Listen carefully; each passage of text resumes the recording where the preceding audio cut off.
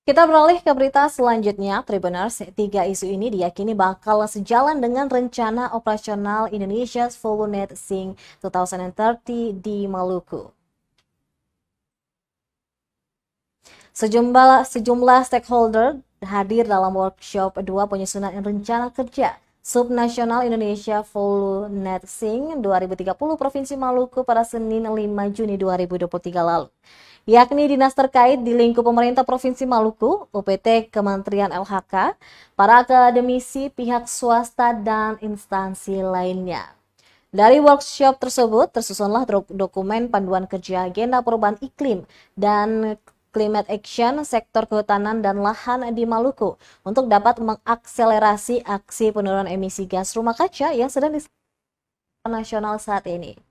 Rencana operasional Full Net Sync Provinsi Maluku ini sejalan dengan tiga isu lingkungan, yakni yang pertama isu lingkungan hidup sudah menjadi isu strategis yang menyita perhatian serius baik pada tataran lokal, nasional maupun global.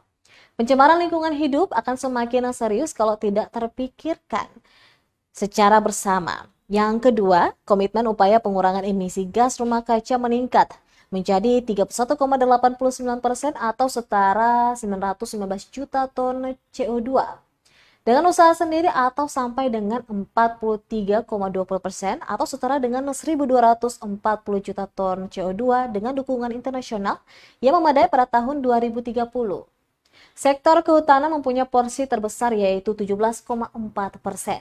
Sementara sektor lainnya yaitu 12,5% pada sektor energi, kemudian 0,3% pada sektor pertanian, 0,2% pada sektor industri, dan 1,4% pada sektor limbah.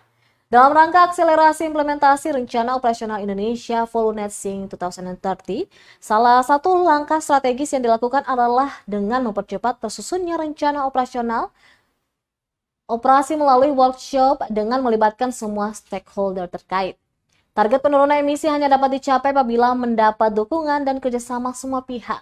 Untuk itu semua pihak, baik pemerintah pusat, pemerintah daerah, dan akademisi, diharapkan dapat bekerja sama secara kolektif melalui aksi percepatan dan implementasi langkah-langkah mitigasi domestik, serta peran penting untuk melindungi, melestarikan, dan memulihkan alam dan ekosistem dalam memberikan manfaat untuk adaptasi dan mitigasi iklim, sambil memastikan pelindungan sosial dan lingkungan.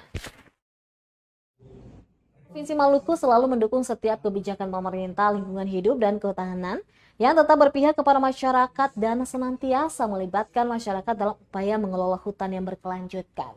Provinsi Maluku menyatakan diri siap membantu pencapaian target penurunan emisi nasional dengan mengadaptasi tujuan pembangunan berkelanjutan dan pertumbuhan ekonomi hijau yang tertuang dalam dokumen RPJMD Provinsi Maluku tahun 2019 hingga 2024. Misi ketiga, pengelolaan sumber daya alam yang berkelanjutan dengan tujuan meningkatkan ketahanan lingkungan yang berkelanjutan dan berbasis kepulauan.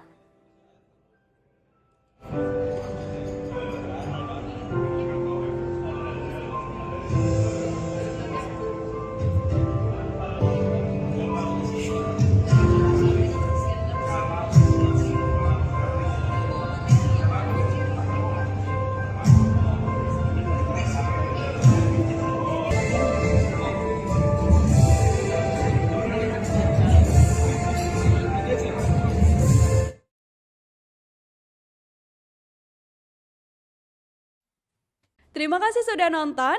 Jangan lupa like, subscribe, dan share ya.